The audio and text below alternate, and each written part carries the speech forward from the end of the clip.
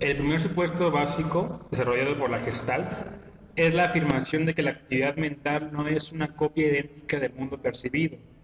Contrariamente, define la percepción como un proceso de extracción y selección de información relevante, encargado de generar un estado de claridad y lucidez consciente que permite el desempeño dentro del mayor grado de racionalidad y coherencia posibles con el mundo circundante. La Gestalt definió la percepción como una tendencia al orden mental. Inicialmente, la percepción determina la entrada de información y, en segundo lugar, garantiza que la información retomada del ambiente permite la formación de abstracciones, como por ejemplo juicios, categorías o conceptos. Para la Gestalt, la mente se define como la entidad que se encarga de configurar, mediante diversos principios, todos aquellos elementos que se pasan a formar parte de ella gracias a la acción de la percepción. Además de la mente, otro término empleado en este video es el de conciencia. Se entiende que la conciencia es un proceso en el que participa todo el organismo y que lleva consigo el cierre de alguna situación inconclusa de un modo inmediato y holístico. Lo holístico es un concepto según el cual la totalidad de un sistema completo, como una célula o un organismo, es funcionalmente mayor que la suma de sus partes. La conciencia tiene la función de traducir las experiencias cotidianas a entidades conceptuales, con base en las cuales se pueda seguir adelantando un proceso de abstracción.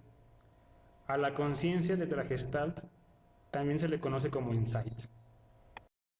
Además de la conciencia, el pensamiento se define como una actividad global del sistema cognitivo, que ocurre siempre que nos enfrentamos a una tarea o un problema con un objetivo y con un cierto nivel de incertidumbre sobre la forma de realizarla.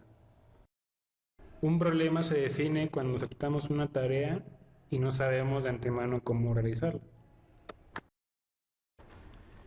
Un sistema cognitivo es una entidad material formada por componentes organizados que interactúan de forma en que las propiedades del conjunto no pueden deducirse por completo de las propiedades de las partes.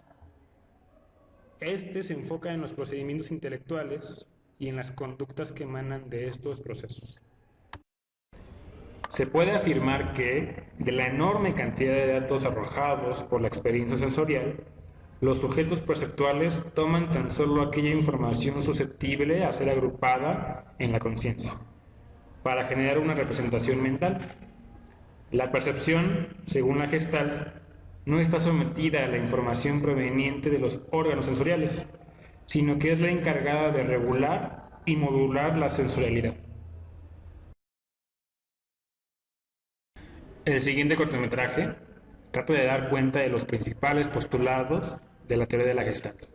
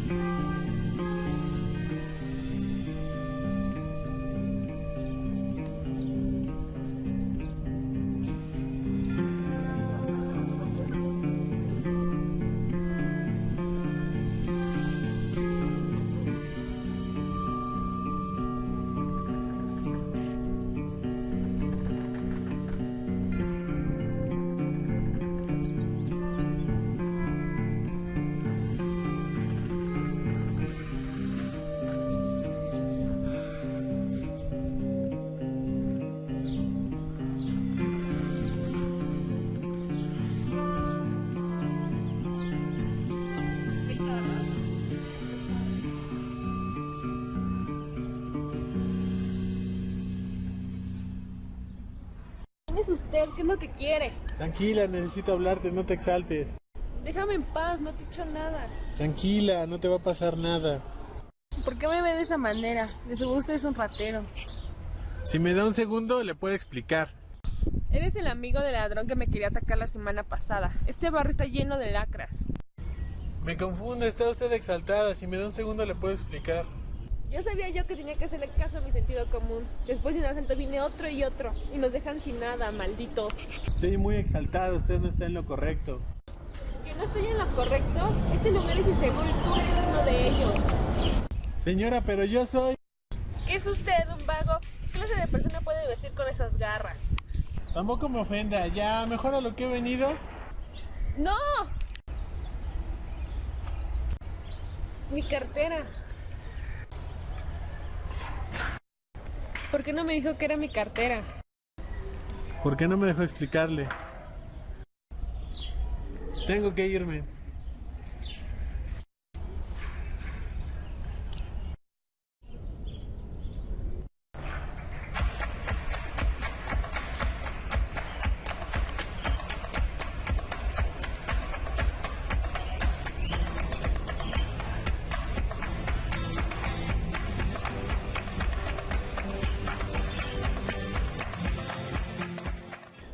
Este cortometraje trató acerca de la historia de un invidente que escucha cómo cae una cartera y decide seguir a la dueña de esta.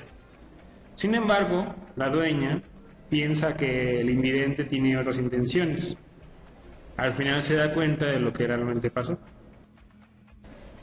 El principio de cierre considera que nuestra mente tiene la tendencia a agregar los elementos faltantes para completar una figura, cuando ésta no se percibe completa.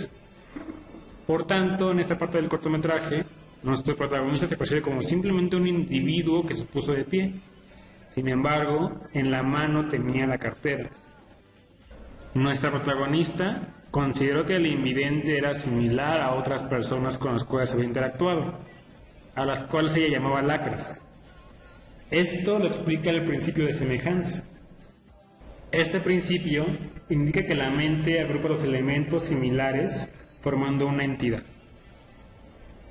El principio de semejanza también se aplica en esta parte del cortometraje, ya que, como se puede ver, los pies no son los mismos de los que eran de nuestro protagonista. Nuevamente, como indica el principio de semejanza, los elementos similares se agrupan formando una entidad. Este principio también aplicó para la escena que estábamos viendo. Después de la persecución, nuestra protagonista consideró que no había más peligro, por tanto decidió ir a una zona donde había más gente. Las escenas de los pies son un claro ejemplo del principio del cierre, ya que, como indica este, tendremos a agregar los elementos faltantes para completar una figura. Por ende, podemos completar que los que estaban caminando eran personas detrás de la protagonista, cuando en realidad simplemente eran personas pasando alrededor. También el principio de continuidad puede aplicarse a estas escenas, ya que este indica que cuando los elementos mantienen un patrón, tendemos a percibirlos continuos, aunque estén interrumpidos. Una gran pregunta surge cuando, al ver el cortometraje, el protagonista, siendo invidente, encuentra a la joven. Esto se puede explicar a través del principio de cierre, ya que no necesitamos estar viendo una figura para completarla. Esto, dado que la mente supuestamente es la que hace esta labor. Es evidente que las partes de los cuerpos grabadas, así como las manos y el cabello, pueden formar parte de un ejemplo del principio de cierre. Sin embargo, la verdadera intención de estas fue relacionar la figura y el fondo que indica la gestalt. El principio de relación entre figura y fondo considera que cualquier campo perceptual se puede dividir entre figura contra fondo. Así que, como se vio en el cortometraje, el fondo no siempre fue el mismo. Sin embargo, tendremos a relacionar la figura y el fondo, enfocándonos en la figura más allá del fondo.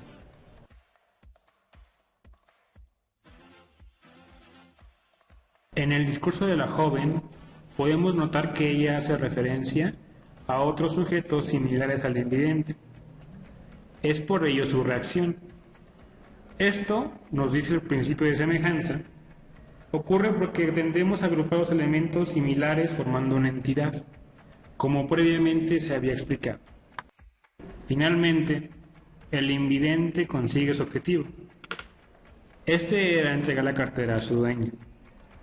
En este momento es cuando ella se da cuenta que realmente esta persona era invidente. Si tomamos en cuenta que la percepción es un proceso de extracción y selección de información relevante, el cual se encarga de generar un estado de claridad y lucidez consciente, podemos comprender por qué la joven actuó del modo en el cual actuó. La escena del supuesto bastón es un ejemplo del principio de cierre. En realidad este bastón no era tal, simplemente era un tripié que con la magia del cortometraje se pudo convertir en bastón, con la ayuda de los principios de la Gestalt. Este cortometraje dio cuenta de los principios básicos de la teoría de la Gestalt respecto a la percepción. Por tanto, todos los términos aquí mencionados deben ser interpretados en base a la teoría de la Gestalt.